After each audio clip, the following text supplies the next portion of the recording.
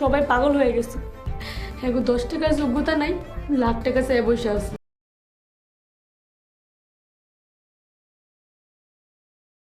মনের অজান্তে অনেক পাপ করছি, অনেক ভুল করছি।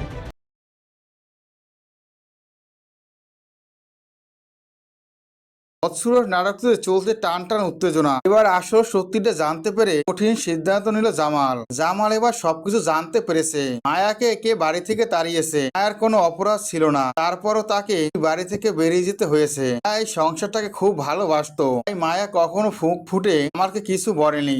জামালের মা ভাই সবসময় চাইতো জামালের ক্ষতি। জামালের ক্ষতি হলেই তারা ব্যবসা হাতিয়ে নেবে, লাখ লাখ টাকার ব্যবসা। এটা তারা পেলে সবকিছু আত্মসাৎ করতে পারবে, কিন্তু কোনোভাবে জামালের ক্ষতি করতে পারে না ভাই ও মা বোন। শেষ পর্যন্ত মরিয়মকে ওই বাড়িতে নিয়ে আসে এবং মরিয়মের সাথে চুক্তি হয় যে তাদের হয়ে কাজ করবে, তাকে অনেক টাকা দিবে। ঠিকঠাক কাজ করতে পারলে মরিয়ম অনেক টাকা পাবে। এই শর্তে মরিয়মের সাথে বিয়ে দেয় জামালের। কিন্তু মরিয়ম কখনোই জামালের ক্ষতি চাইতো না, সে চাইতো জামাল যেন ভালো থাকে। জামালকে কিভাবে ভালো রাখবে সেই চেষ্টা সে চালিয়ে গেছে। তো শেষ পর্যন্ত সব সত্যিটা জানতে পারলো জামাল। জামাল তার মা ও ভাইকে বলে আমাদের মধ্যে ঘাবলা আছে।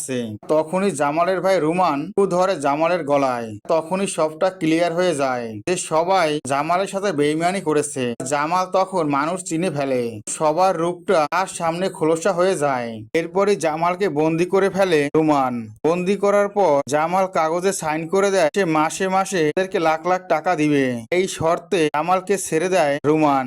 জামাল ছাড়া পেয়ে পুলিশে ফোন করে, আর পুলিশে ফোন করে সে সবটা জানায়। এরপরই জামাল পুলিশ নিয়ে বাড়িতে চলে আসে। বাড়িতে এসে জামাল রুমানের কলার ধরে, রুমানকে বলে তোর খবর আছে, তোদেরকে আমি বড় বানিয়েছি, আমি কষ্ট করে এই সংসারটা আগলে রেখেছি, তুই শেষ পর্যন্ত আমার গলায় ছুরি ধরলি, এত বড় সাহস হয় কি করে? আর তখনই পুলিশ লোকটি বলে কে আমার হাতে তুলে দেন, থানায় নিয়ে যাচ্ছি। তখনই জামাল বলে না, শত হলেও আমার ভাই, মা ও বোন, এদেরকে থানায় নেবেন না, এদেরকে আমি এই বাড়ি থেকে বের করে দিব।